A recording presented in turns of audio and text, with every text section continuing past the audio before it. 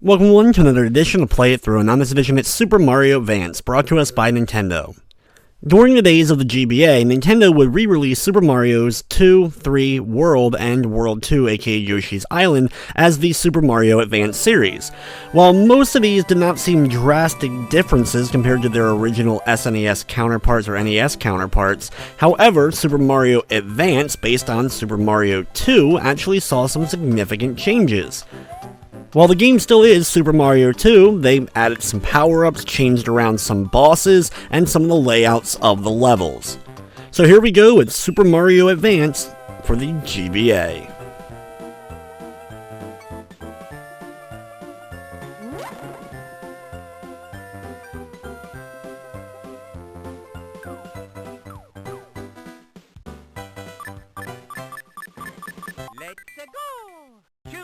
After the opening cutscene, we then get to go into the main menu where we're selecting either Mario 2, which is what we'll be playing through here, as well as you can also do the Mario arcade game. It's a redone version of the classic Mario Brothers arcade that actually can be played multiplayer with link cables. This is actually included in all of the Super Mario Advance titles, giving it just a little extra bonus to the main game that is featured. But here we go with Super Mario 2, and you'll immediately notice major differences in the game just from the look and some of the added platforms of the overall design. Things have been added all over the place, including giant versions of the enemies that we get to battle. You also have a much easier health system in the game where you're able to gather more health from the various enemies by comboing them or taking out certain ones, as well as being able to just pull up vegetables and finding health all over the place in the game.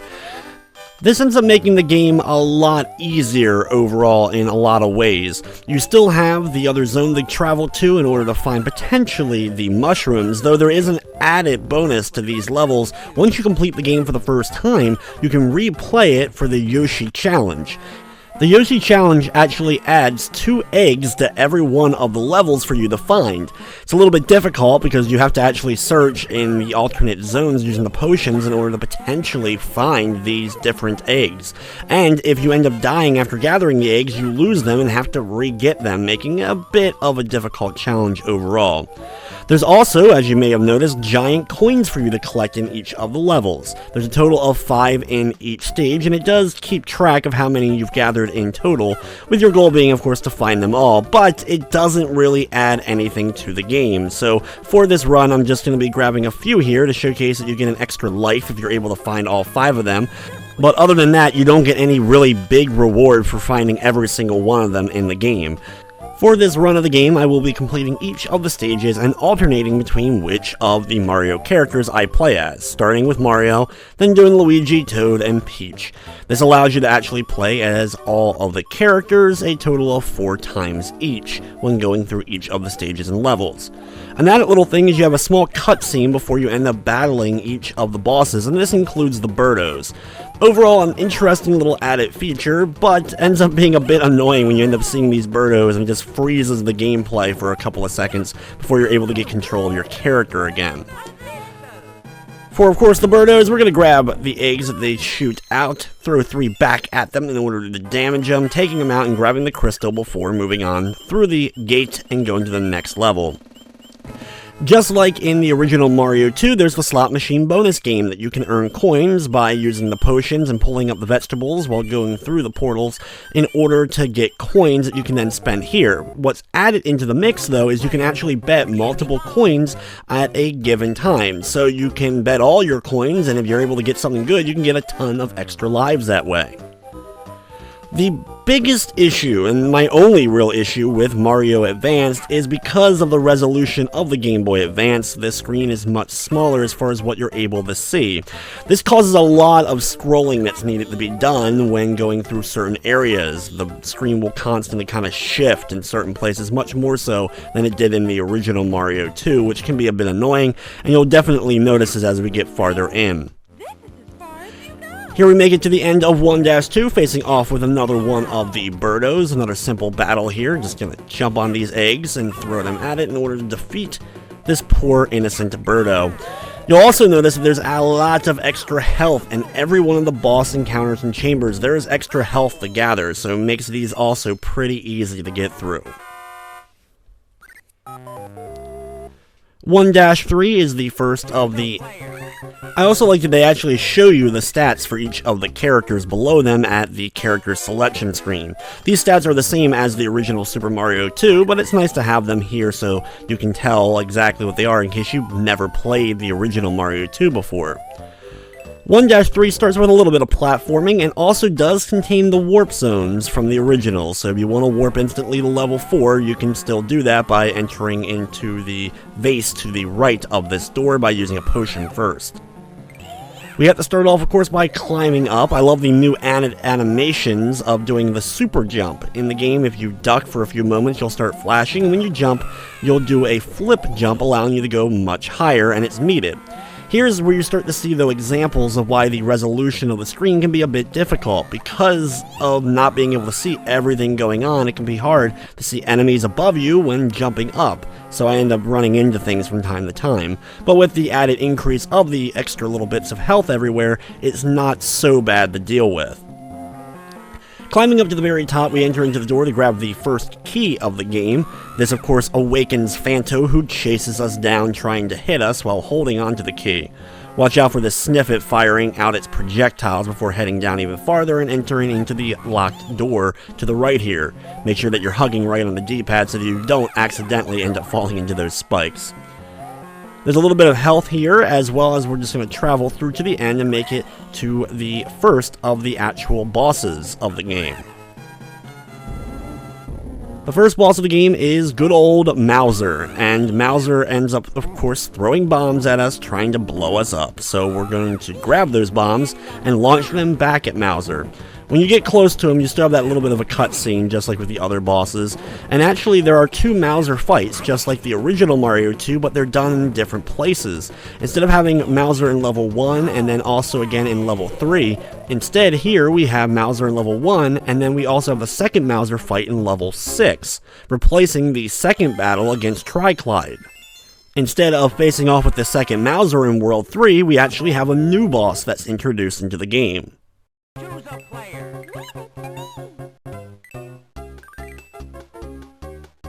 World 2-1 is the first of the desert-themed stages, and we're going to select Princess Peach, who of course is able to float, making her one of the funner characters to play as in the game for sure.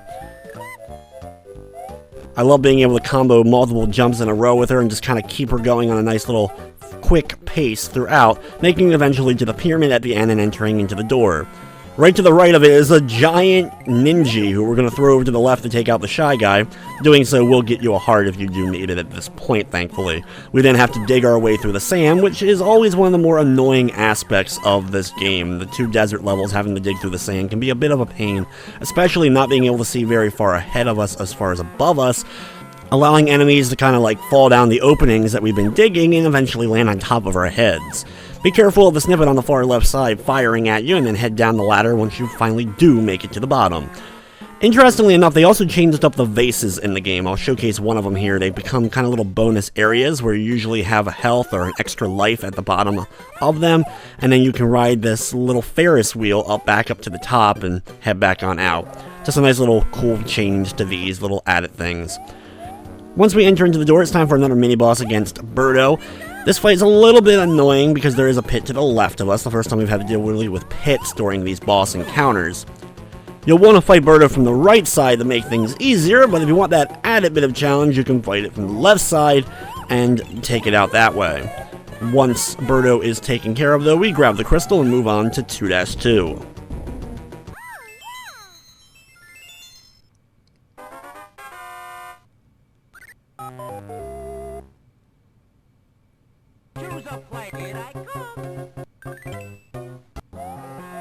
As we begin 2-2, head up a couple of jumps and head back outside to more desert fun area. Right from the get-go, you can grab this turtle shell and use that to take out a series of Shy Guys that are slowly trying to walk towards you. Be careful of the quicksand that you don't end up getting pulled down, but it's very easy to stay above it and keep jumping your way over. There's a pokey, as well as these extremely annoying panzers easily the hardest enemies to deal with in the game for the most part. When you go down the little vine at the far right side of the screen, you'll end up finding another giant Ninja and more sand for us to dig through. I actually recommend picking up this Shy Guy if you can and throw it at the Ninja, or just get rid of these enemies in general, just making things a bit easier since you are very cramped while going through this. This is also another good example when I was able to jump up there that the screen had to scroll twice, once when I went back up, and again when I come back down. It's amazing how much extra time this adds to the game in general. Like, if you end up doing it so much, it can add an extra few minutes of overall game time just because of having to watch that screen scroll so much. Just like before in the original Mario 2, if you grab a certain number of cherries and all, you will cause a invincibility star to appear, which will make you invincible, of course, for a period of time, allowing you to run through a large amount of enemies. When you get down to the bottom here, you'll have a choice between going either to the right or the left side. Choose to go to the right side and try to avoid the Shy Guys, though they've ganged up on me here a little bit, making it a bit difficult to kind of get through. Either way, eventually making it to the bottom, you can enter inside of the door, and we enter into the next mini-boss chamber. I'm actually going to pick up this gigantic Ninja and use it as one of my weapons. It actually does work. You can throw enemies at Burrows in order to hurt them just like anything else in the game that you're able to pick up and throw. This is also the first Berto that's the red ones. These ones fire out eggs as well as fireballs in your direction. Of course, you want to jump and avoid the fireballs, but make sure that you're paying enough attention that you can easily land on the eggs that are still thrown and use them to finish off the Berto.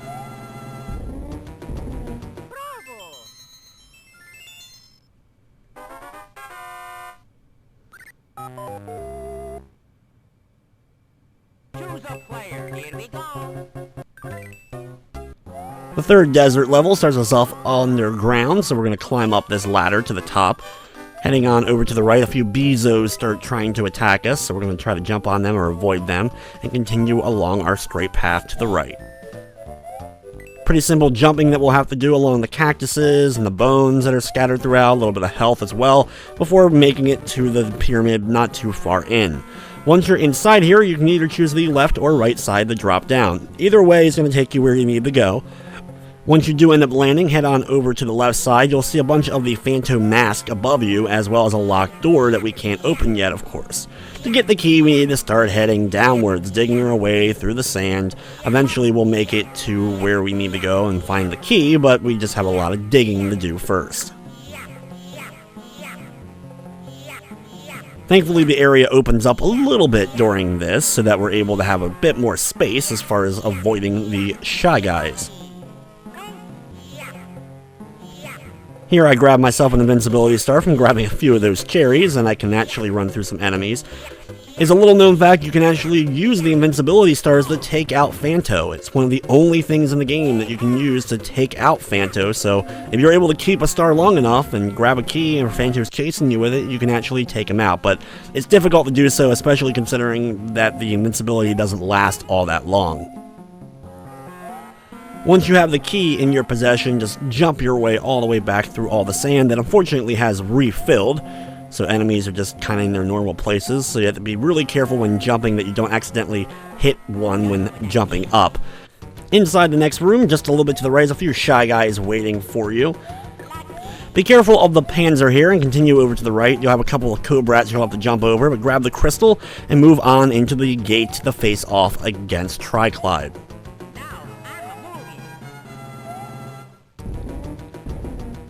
Trichloride is a pretty simple battle. He's just going to stay on the far right side firing a ton of fireballs at us. We have to pick up these mushroom blocks and throw them at him in order to defeat him.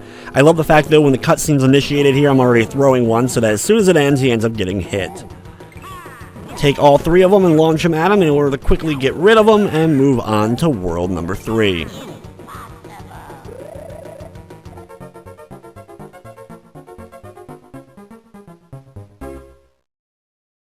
Perfect.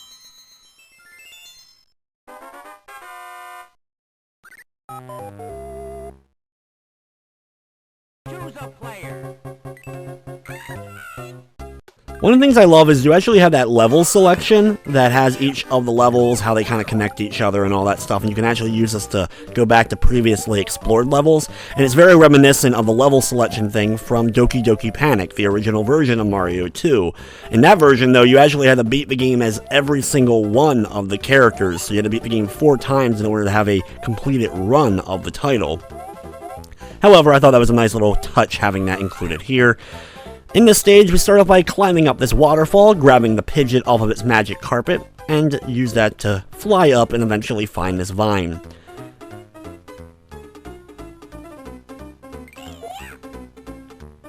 Once you get up the vine, though, be careful in the next section. There are a few panzers throughout this area that will be throwing out some fireballs. There's a decent amount of blocks for you to grab if need be to take them out. This one right here is a bit annoying because it's one of those moving ones, but you can grab this Shy Guy and use that to help you out. Be careful of that small little gap at the end before going to the door and getting into the next boss encounter against Berto.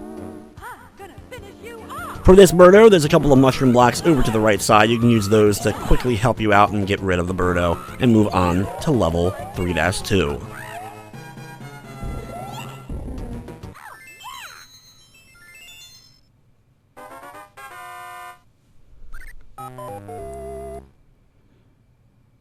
Choose a player. 3-2 is a level that I feel like has changed a little bit. There's a big gap that you normally can skip using Peach's floating ability, but it doesn't seem to work in this version. I tried it multiple times and it just didn't work.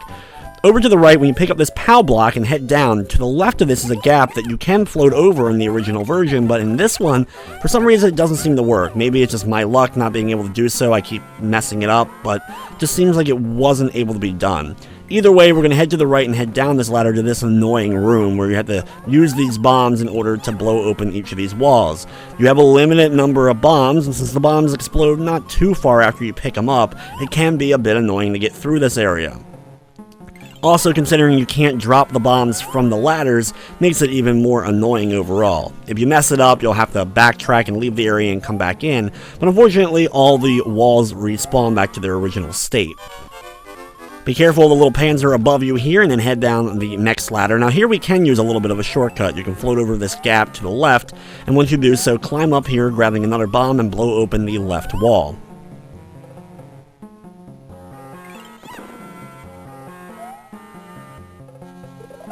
Instead of heading all the way to the left, though, climb up this ladder and enter into the door for the next mini-boss chamber against Berto.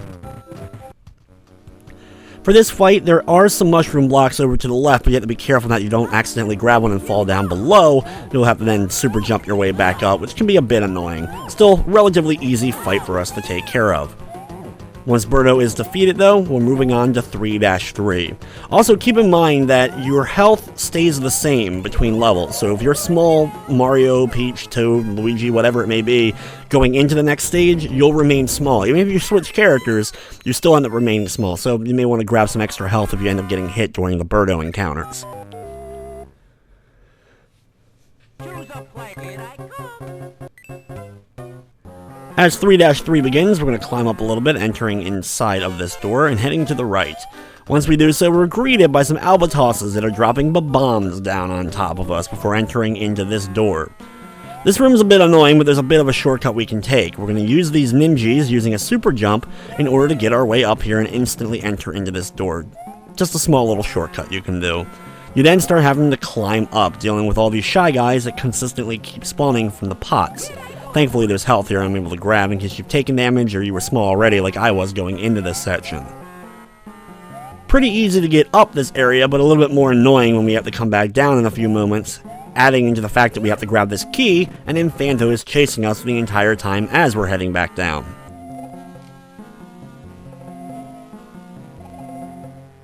Throw the key whenever it's needed in order to just avoid Phanto or get Phanto off your back for a few moments. I always try to see how far I'm able to go without having to throw the key at all, or try to make it all the way through without throwing it. When you do enter into this door, head on back down to the very bottom here, but don't go through the first door. The locked door is just to the left of it, so that's a common mistake to accidentally go through the already unlocked door.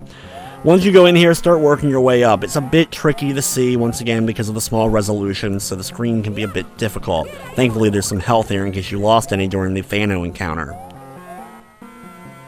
Be very careful. Keep a good eye open just for all the enemies that are rotating on these platforms. It's a pain in the butt to see them properly. Here we're going to climb up. You have to use a couple of super jumps at times in order to make your way up, unless you're using Luigi and it's a little bit easier. In the next section, continue your way up the set of platforms, slowly making your way to the top. Here you have a series of panzers, and what you have to do is you actually have to move between all these chains in order to get through. This is a good example of very annoying screen scrolling, as you can see. Every one of the chains, you have to go up and down with the screen as you're jumping between them, which is extremely obnoxious, especially if you accidentally fall and have to redo it. Either way, when you finally get to the top, get past the ninjas and head through the next door.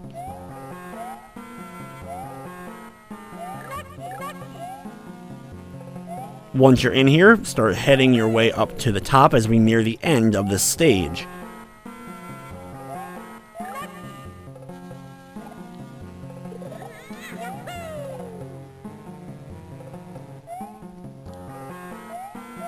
At the top, eventually you will come to a ladder and you can head on through the door. Once on top of this tower, start heading to the right. You can use this turtle shell to take out the ninjas if you want to do so. It's fun to do that, and you'll also grant yourself some extra health along the way. And then grab the crystal at the end and enter inside the gate. Now here is our new boss, the giant Mecha Berto that we have to deal with.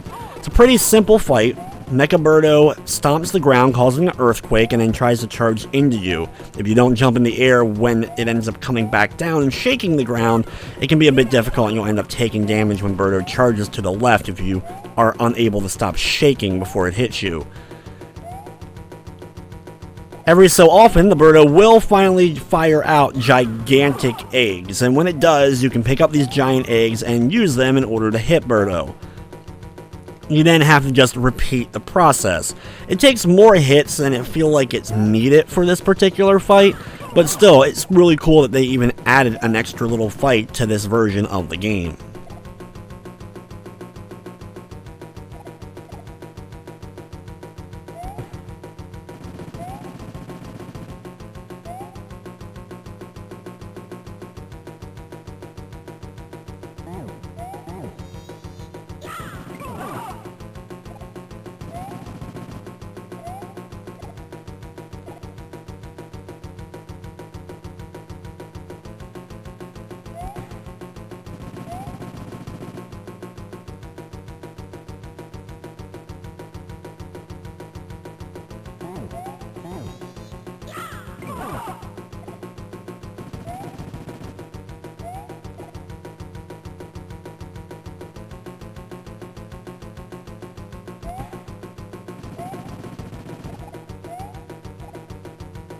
The Mecha Berto fight is a little bit of a simplistic experience, but once it's finally over with, we're moving on to the next world.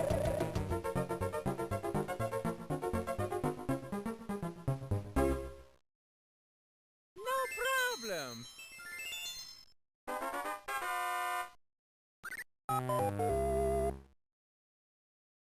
Choose a player. Here we go. World 4 is the ice-themed level. Introduced here are the flurry little guys that slide back and forth on the ice. Because of course of the slippery movement in general, it can be difficult at times to do some of the platforming, but thankfully they start us off pretty easy. Just keep on heading over to the right, eventually you'll make it here, drop on down, and make sure that you're able to land on this platform safely so you can grab the rocket and blast off into space, or at least to a higher platform. Once you're up on this one here, start heading to the right. There's also the Shy Guys on the cannons that are going to try to fire at you. You can throw the Shy Guys off of them if they become a nuisance, but for the most part we're just going to kind of platform and jump our way over them. Eventually, as we are going through this, we will come to the crystal where we're able to go through and complete the stage. Surprisingly, no Berto fight here in 4-1. Bravo.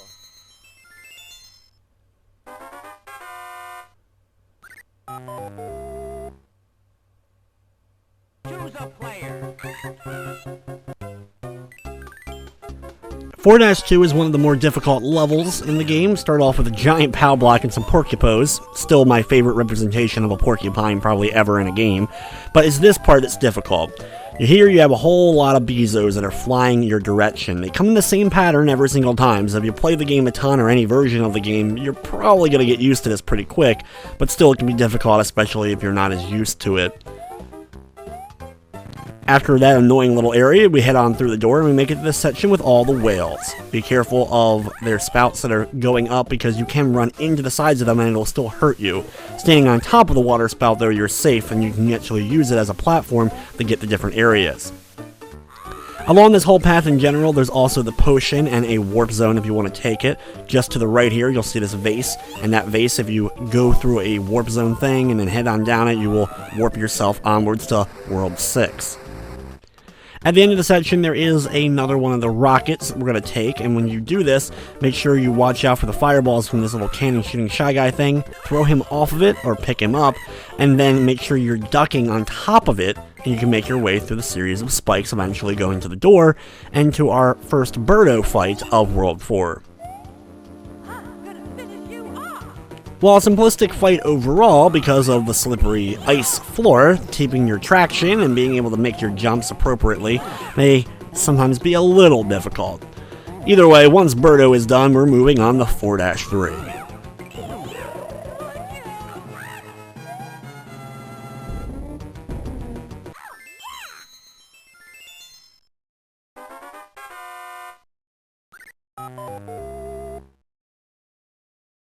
Choose a player.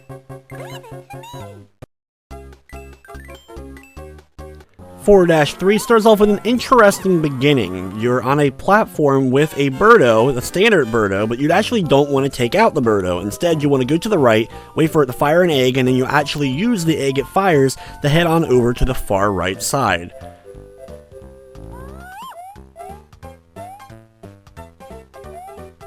Jump over a little bit, eventually coming to a door and head on inside. You'll see a series of spikes and flurries to the right side. Make sure, of course, you don't drop down there. And start heading your way up a series of the icy platforms.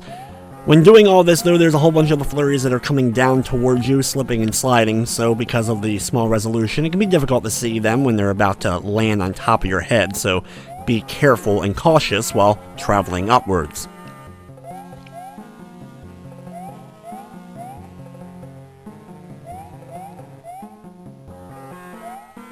Once you make it on up to the top, head inside the door and then continue over to the right. There's another door right there, and now you're going to be doing the opposite of what we just did. Instead of heading up, we're heading down through this tower.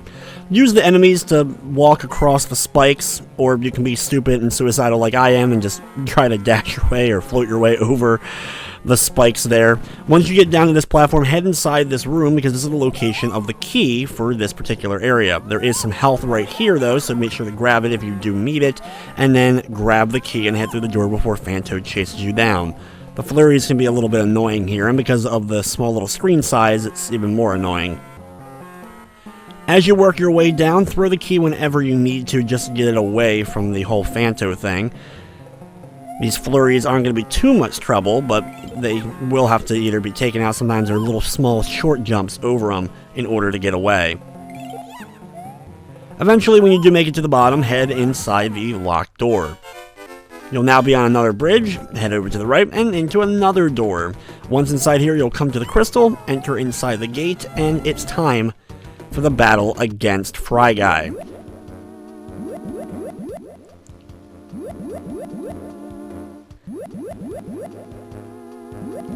There's a rather little lengthy opening here, though, for the Fry Guy battle, unlike what we've seen in the other boss encounters. We see this again when we face off with Claw Grip in the next world, but still kind of an interesting thing that it's such a long little intro here. Fry Guy is one of the tougher bosses. Floating back and forth from left and right sides will fire out fireballs down towards you. Just do your best to kind of avoid them, and eventually after hitting him 3 times, he'll explode into 4 little flames. Use the mushroom blocks to take out the little tiny flames, and once they're all done, you have completed world number 4.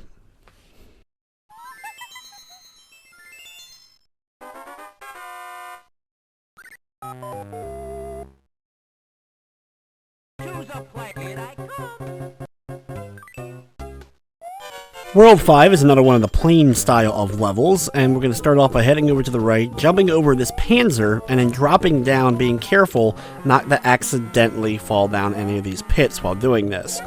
Inside here you have a series of relatively difficult platforming segments where you have to jump on the logs that are coming down the waterfall, as well as across all the fish that are popping up from below, including here where you have to just use the fish to get across.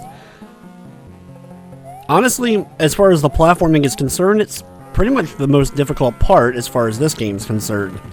Either way, at the end of it though, we battle the next Berto. This is one of the green Bertos.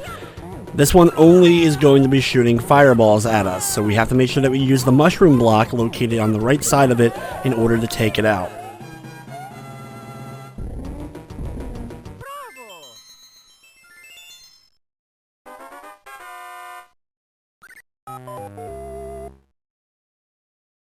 Choose a player. Here we go.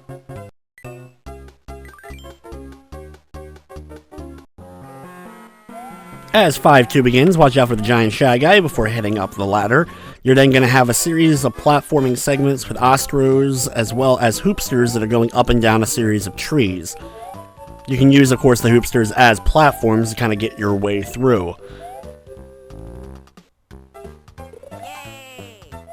Use the occasional super jump if needed to avoid these things, as well as a Panzer that's going to be firing some fireballs straight up. Eventually, at the end though, you will reach a vine to start climbing up.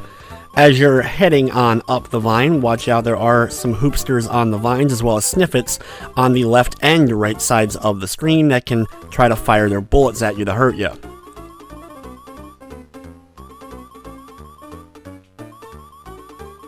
It's a little bit of a long climb, and you will have to switch vines back and forth a couple of times during that segment, but eventually you'll come to the door.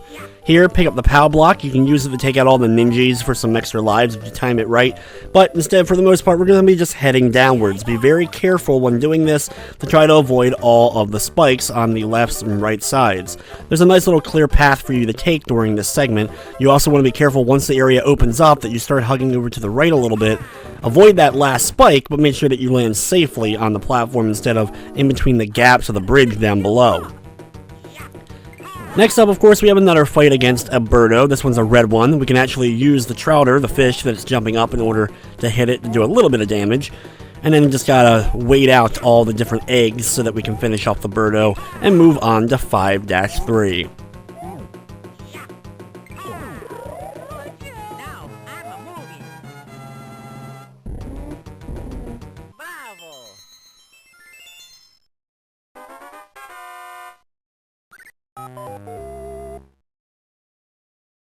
Choose a player.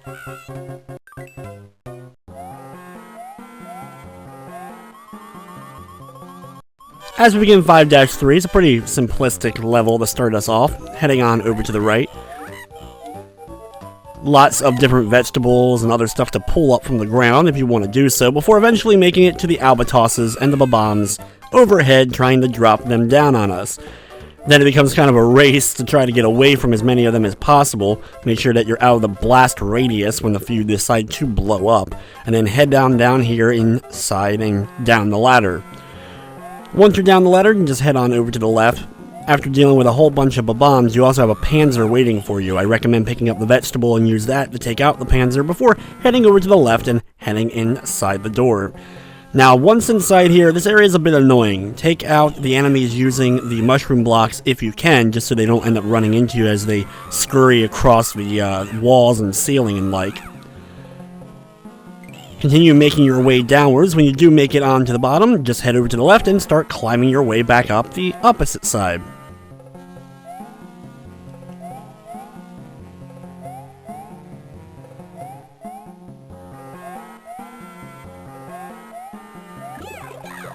Grab the extra health if you need it from that left little space, and then you'll have to do a super jump in order to get up here.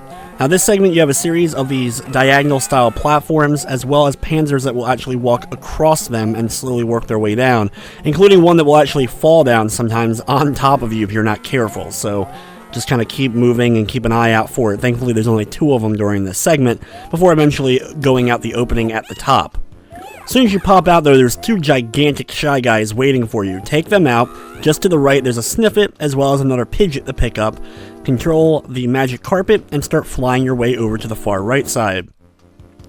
There's another Pidgeot not far to the right, but you don't actually need to use this magic carpet at all unless you feel like getting another one to get through the rest of the area. After a series of platforming though, you'll make it to a Berto encounter. It's another one of the red Burrows, so something we've dealt with quite frequently throughout the course of the game.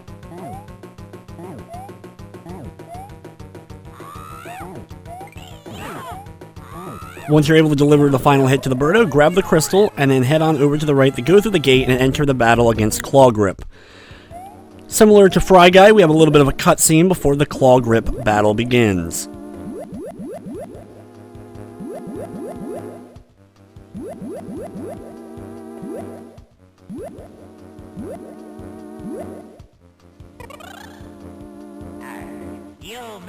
For the battle against Claw Grip, you want to stay on to the left side. He's going to throw rocks that bounce off of the small little walls as well as go over you. You want to make sure that you're able to jump on the rocks, pick them up, and be sure not to accidentally ride the rocks too far so that you fall down into that small little opening. That's a mistake I have made way too many times during the course of playing through this game. If you time it right, you can even do a double hit like I did with a couple of the rocks if you're able to do it just right. Once you deliver enough hits so Claw Grip's defeat it, and we're moving on to the 6th world of the game.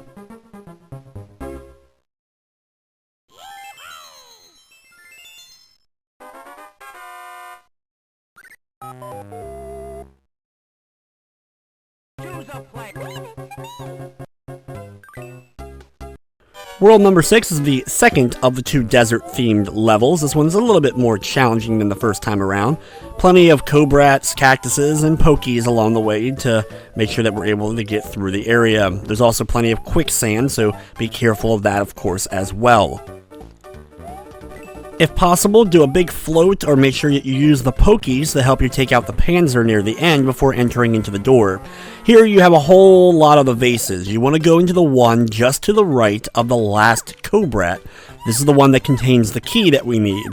All the rest of them just end up leading to dead ends, which can be annoying. Thankfully, this remains the same from the original Super Mario 2, so thankfully they didn't change anything up with that.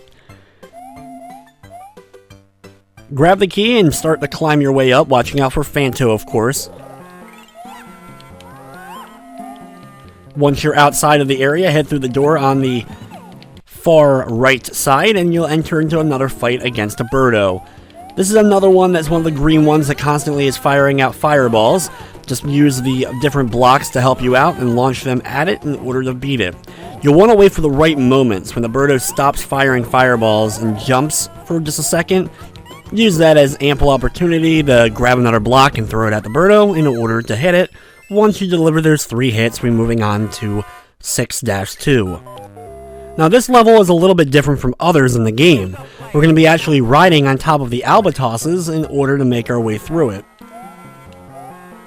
As the level begins, work your way up here. You can deal with the Shy Guys if you want to, and then head on outside. There's going to be one of the birds flying from the left side. Jump on top of it, and you're going to be using this bird the entire length of the level to get your way through it.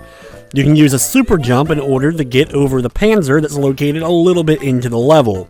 Then continue along the way and be ready to do super jumps when needed in order to get to a higher platform. Make sure you're able to get across the platforms and then back on top of the bird to continue on the level. You'll then have a series of them coming towards you. You want to quickly jump up them, land safely back onto the bird you've been riding the entire time, and then you're able to make the last jump you need to in order to get up here and go through the door at the end. There's a whole bunch of ninjas waiting for you. You can combo throw them so that you're able to kind of get through. This is another one of the green Berto encounters, so it's a little bit difficult. Thankfully, though, there is health during this fight if you do want to grab that, as well as a giant Shy Guy that you can take out in order to get more health. Once you finish off the Berto, though, head on through the gate like always and move on to 6-3.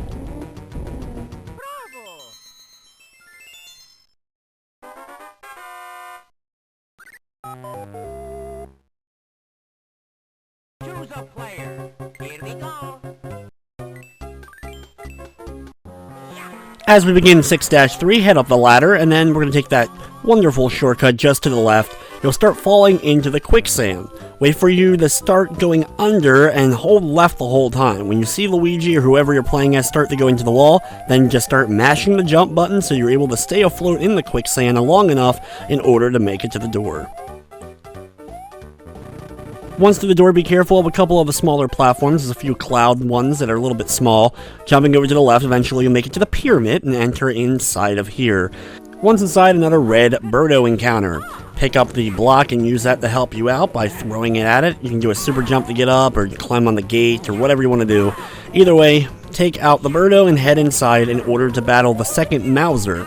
Now normally this would end up being the rematch against Trichloride, but in this version of the game they decided to put the second Mauser encounter at this spot. The fight's a little bit tougher as far as dealing with Mauser is concerned, but overall still relatively the same battle. Unfortunately, I end up making a couple of mistakes when it comes to the bombs and almost end up completely blowing myself up because of it. Interesting, of course, to note, if you didn't know, in the original Mario 2 in Japan, aka Doki Doki Panic, there's actually 3 Mauser encounters. Instead of having Claw Grip, you would have a 3rd Mauser encounter.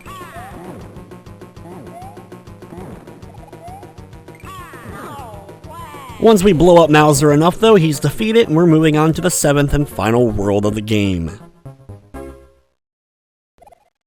Perfect.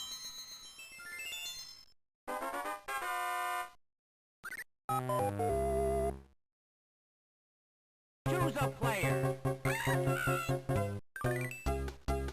World 7 takes place in the sky. Start off with a couple of cloud platforms before heading up the ladder.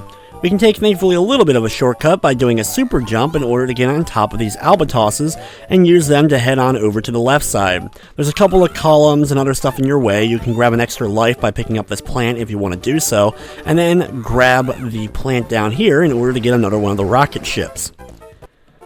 The rocket will take you to another part of this Sky Coliseum-esque area that we're in. Gonna head on over to the right. There's a lot of sniffets here that we have to deal with. Follow this little shy guy as he kind of slowly starts to maneuver his way around. We're going to get underneath here and then follow this little shy guy over to the right. There's a sniffet waiting for us over there, so be careful of his bullets, get past him, and grab the ladder and head up.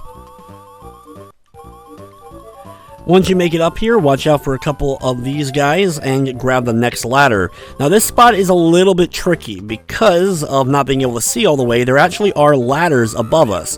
Normally, if you build a high enough tower of these different mushroom blocks, you can see it easier, but if you're able to stack one on top of another, you'll be able to super jump up and make it to the ladder safely.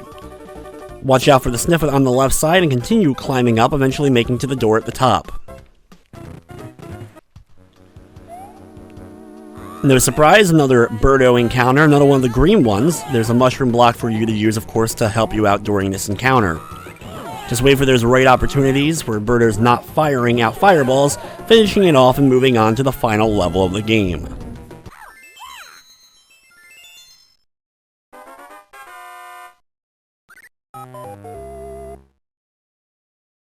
Choose a player. As the level begins, we're going to go over to the left and pick up this vegetable. Thankfully, since we were small, we were able to get some health, and we can use that to help us going through the rest of this. Head inside the castle and quickly run your way through the conveyor belt, jumping over a couple of shy guys along the way. The final castle of the game is a little bit complicated as far as navigating it, but there's a very easy trick that you can use in all versions of Mario 2 to help you out and get past it even faster. When on this chain right here, if you hit right or left on it and jump at the right moment, you're able to jump above and land on top of the wall. You can then run across over to the right side, making it to where we need to go. You'll pass a few enemies, including Burrows, along the way, and they even have the little cutscenes that will pause you for a few moments. Either way, eventually drop down here and take on this Berto. Once you're able to defeat the Berto, though, it will drop a key, in which case the Phanto will come alive, of course, but then we're going to be going through the door next to the Berto here.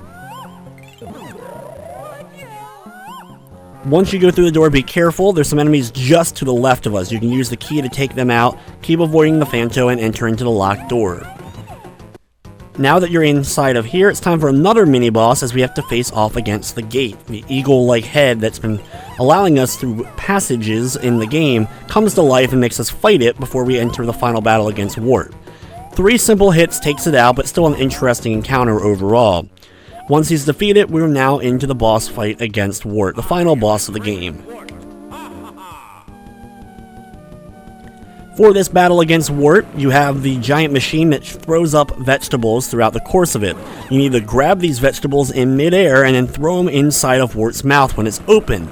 If you throw it into the bubbles or they get hit by a bubble, they will get destroyed and it won't count as hurting him. So you have to make sure that his mouth is open and the bubbles aren't coming out so that you're able to land these shots accordingly.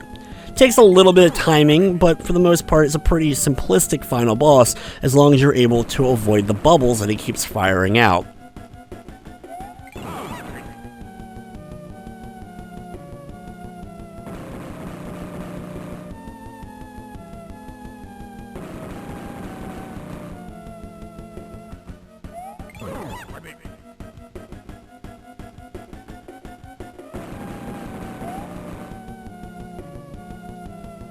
It'll take a little bit, but once you deliver the final vegetable down Wart's throat, you can sit back and enjoy the ending to Mario Advance.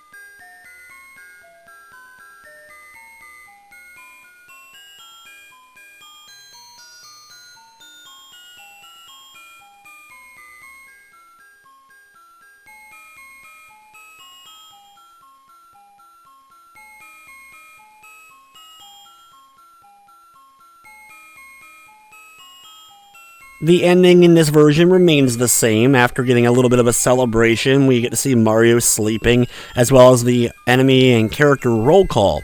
One thing though is they actually finally fixed the error that was in the original roll call for the enemies, where they actually mixed up Ostro and Berto's names in this roll call. After you complete the game, though, you can replay any of the levels you want to in order to try to collect the 5 coins in each stage in case you missed any. The only thing you get different as far as getting all the coins is, at the title screen, once you beat the game, there's a Yoshi Egg located there to showcase that you've beaten the game once. The egg or Yoshi will then be red if you've gotten all the coins. Then if you decide to go through and get the Yoshi challenge complete by gathering all of the Yoshi eggs hidden inside of the different levels, you're rewarded with the egg on the beginning title screen hatching, with a baby Yoshi being there. And that's it. No extra levels, no extra boss encounters, no nothing. Just a small tiny Easter egg on the title screen is all you get for being rewarded for 100%ing all the coins and all the Yoshi challenges, which is what I've always found the most disappointing probably in this version, but I still think it's one of the best versions of Mario 2 out there.